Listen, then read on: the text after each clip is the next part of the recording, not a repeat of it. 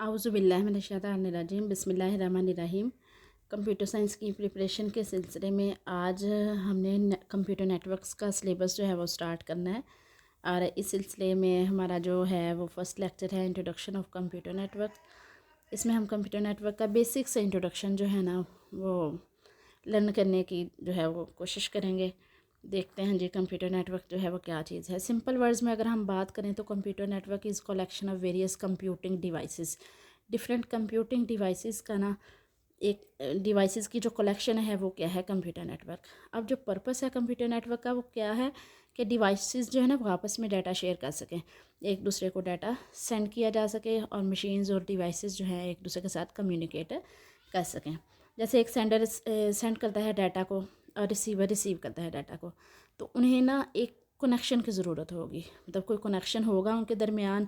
ये एक separate case है कि वो वायर्ड कनेक्शन है और वायरलेस कनेक्शन है, लेकिन दोनों के दरमियान कोई ना कोई कनेक्शन जो है वो होना लाजमी है। So we can say that through a connection sender machine क्या करती है, सेंड करती है डाटा, और रिसीवर मशीन क्या करती है, रिसीव करती है डाटा को। ये तो बात हो गई कनेक्शन की, ठीक है। जो टर्म कनेक्शन है उसको हमने देखा कि सेंडर जो है वो डाटा सेंड करेगा और रिसीवर जो है डाटा रिसीव करेगा, और दोनों जो हैं वो आपस में कम्युनिकेट किसी कनेक्शन के थ्रू ही कर रहे हैं ना, ये तो हो गया कनेक्शन। लेकिन अगर रिसीवर जो है, क्या रिसीवर इस काबिल है कि जो डाटा वो रिसीव कर रहा है वो उसको अंडरस्टैंड भी कर रहा है? क्या रिसीवर उस डाटा को अंडरस्टैंड कर रहे हैं? इस पर्पस के लिए होते हैं यूज़ प्रोटोकॉल्स, ठीक है। तो by using different protocols the sender sends data and by using different protocols the receiver receives data. अब प्रोटोकॉल की अगर हम बात करें तो प्रोटोकॉल क्या है, अगर सिंपल वर्ड्स में हम इसकी बात करें तो सेट ऑफ इंस्ट्रक्शंस है, ठीक है। It means that sender will send the data by following some rules. कुछ रूल्स को फॉलो करते हुए जो सेंडर है वो डाटा को सेंड करेगा। डाटा कोई भी हो सकता है, ठीक है। So whatever data is send by sender it must be understandable by the receiver.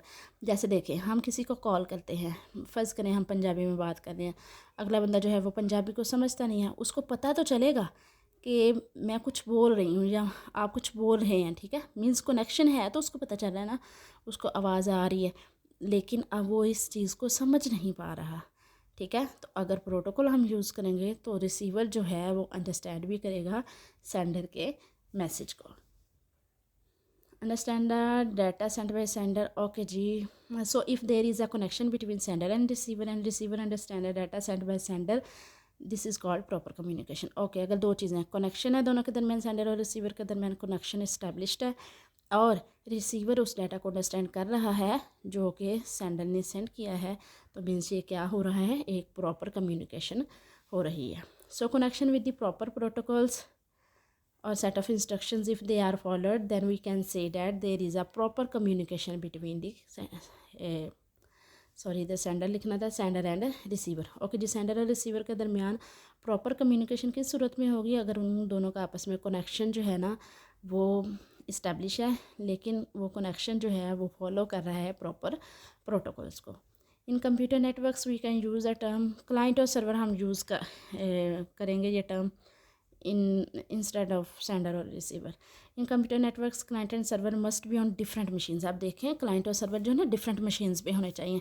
यहाँ आपने मेरी बात को गौर से देखना है। जैसे मैं अपने कंप्यूटर से प्रेस करती हूँ कोई कीबोर्ड से, ठीक है, फ़ौरन से मेरी जो स्क्रीन है लैपटॉप की और कंप्यूटर की, उस पर वो वर्ड टाइप हो जाता है, लिखा जाता है। देखिए कितना स्मूथ कनेक्शन है। मुझे लग ही नहीं रहा कि मेरा जो कीबोर्ड है वो कोई मैसेज सेंड कर रहा है, पहले किसको, मतलब मॉनिटर को जो है वो मैसेज सेंड हो रहा है, फिर उसके बाद जो है वो वर्ड लिखा जा रहा है। इतना स्मूथ कनेक्शन है, हम चाहते हैं इतना ही स्मूथ कनेक्शन। लेकिन ये जो इंटर प्रोसेस कम्युनिकेशन इसको कहते हैं ना, मेरे सिस्टम, एक ही सिस्टम पे मैं काम कर रही हूँ, वहाँ पे प्रोसेसेस के दरमियान जो कम्युनिकेशन है ना वो इंटर प्रोसेस कम्युनिकेशन है, और ये करना किसका काम है, ऑपरेटिंग सिस्टम का काम है। लेकिन अगर हम कंप्यूटर नेटवर्क की बात करें तो इसमें जो कम्युनिकेशन है ना वो है बिटवीन क्लाइंट और सर्वर और सेंडर और रिसीवर, और वो दोनों जो हैं उनके लिए लाजमी है कि वो फिज़िकली सेपरेटेड हों,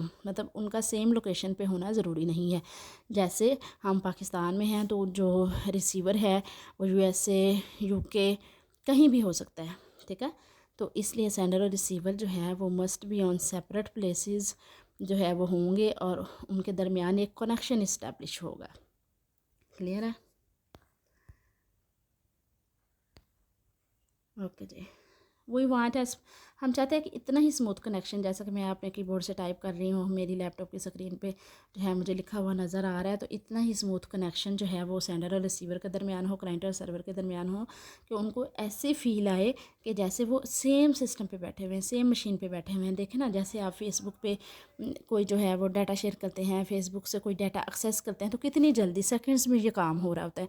आपको इतनी फीलिंग आती है कि क्या आपने जो मैसेज या रिक्वेस्ट फेसबुक को सेंड की है वो कहाँ गई है, पहले यूएसए में कोई सर्वर है या यूके में सर्वर है वहाँ पे जा रही है।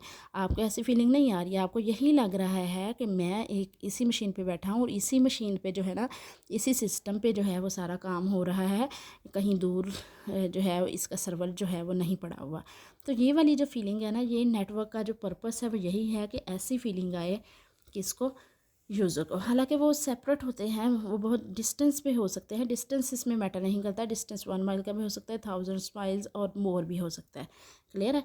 तो इसलिए जो है वो फिज़िकली सेपरेट होंगे, डिफरेंट लोकेशंस पे होंगे, फिर नेटवर्क की ज़रूरत जो है वो पड़ेगी। गूगल भी इसकी एग्जांपल है, आप कुछ लिखते हैं फ़ौरन से आपकी स्क्रीन पे उसका आंसर आ जाता है, ठीक है ना। हालांकि इसका सर्वर कहाँ पड़ा हुआ है आपको कुछ इसके बारे में पता नहीं है, आपको बहुत स्मूथ जो है आपका कनेक्शन इस्टेब्लिश है और आप जो हैं वो अपने क्वेश्चंस के आंसर्स तलाश कर रहे हैं। क्लाइंट और server should feel like that they are present on same machine. ठीक है। फंक्शनैलिटीज़ कंप्यूटर सिस्टम की, हम फंक्शनैलिटीज़ को देखेंगे कंप्यूटर नेटवर्क की, उसके बाद आगे चलेंगे। अब जो फंक्शनैलिटीज़ हैं ना, ये दो किस्म की होती हैं, कुछ मैंडेटरी फंक्शनैलिटीज़ होती हैं, कुछ ऑप्शनल फंक्शनैलिटीज़ होती हैं। अगर हम मैंडेटरी फंक्शनैलिटीज़ की बात करें तो ये बहुत ज़रूरी होती हैं, इनको हम निगलेक्ट नहीं कर सकते, इनको इग्नोर नहीं कर सकते, इनको मस्ट जो है ना फॉलो करना होता है। मतलब हमारा कर्नल जो है ना वो बाय डिफ़ॉल्ट इनको क्या करेगा, फॉलो करेगा डाटा को सेंड करने के लिए या रिसीव करने के लिए। इसमें सबसे पहले हम डिस्कस करेंगे, वैसे ये मोर देन 70 हैं मैंडेटरी फंक्शनैलिटीज़ और ऑप्शनल फंक्शनैलिटीज़, दोनों मोर देन 70 है। ठीक है, हम सबको डिस्कस नहीं करेंगे, सिर्फ हम एग्जांपल के तौर पे 2-3 को डिस्कस करेंगे। और आपने ये बात जहन में रखनी है कि जो नेटवर्क्स का सिलेबस है ना, ये सारा तकरीबन डिपेंड करता है OSI मॉडल पर। ठीक है, ओके जी। एरर कंट्रोल की अगर हम बात करें, वट एवर मैसेज है सेंड, जो भी मैसेज मैं सेंड कर रहा हूँ क्या वो रिसीवर को उसी कंडीशन में मिल रहा है। फ़र्ज़ करें मैंने M मैसेज भेजा, तो क्या रिसीवर ने M मैसेज ही रिसीव किया या M1 रिसीव किया। ठीक है ना, क्योंकि नॉइज़ की वजह से या कुछ अदर फैक्टर्स की वजह से ये डाटा चेंज भी हो सकता है।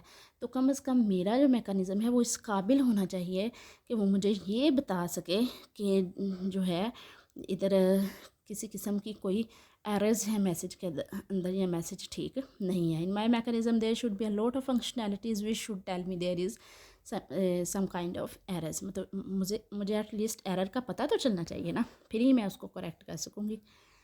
मैंडेटरी फंक्शनैलिटीज़ की बात करें, वही जो है वो कंटिन्यू है। इसमें हमारे पास फ़्लो कंट्रोल है। Flow control means amount of data. ठीक है, जैसे मैं अगर डाटा सेंड कर रहा हूँ, ऐसा नहीं है कि मैं इतना डाटा सेंड कर दूँ कि बफर ही फिल हो जाए, नेटवर्क का बफर जो है ना वो फुल हो जाए।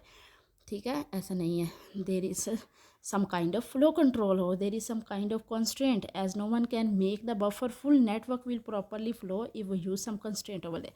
मतलब यहाँ पे कोई कंस्ट्रेंट यूज़ होगी, उसके अकॉर्डिंग जो है वही डाटा सेंड किया जाएगा। Otherwise there can be chances of congestion, otherwise जो है वो कंजेस्शन हो सकती है। Which system I use the protocol on that system will provide me that's mandatory functionalities. जो भी सिस्टम मैं यूज़ करूँगी उसका सिस्टम जो है ये डाटा सेंड करने के लिए ये मैंडेटरी फंक्शनैलिटीज़ प्रोवाइड करेगा। मल्टीप्लेक्सिंग और डीमल्टीप्लेक्सिंग की अगर हम बात करें तो देखें ना, इसको सिर्फ ब्रीफ सा देखेंगे, बाकी इसको हम जो है वो आगे फर्दर डिटेल में देखेंगे। देखें, मल्टीप्लेक्सिंग और डीमल्टीप्लेक्सिंग की बात करें तो डाटा जो सेंड किया गया है वो एग्जैक्टली उसी प्रोसेस के पास जा रहा है जिसके लिए सेंड किया गया है या नहीं, ये देखा जाता है मल्टीप्लेक्सिंग और डीमल्टीप्लेक्सिंग में। बाकी ये आपके पास स्लाइड्स हैं, आप इनको देख लीजिएगा।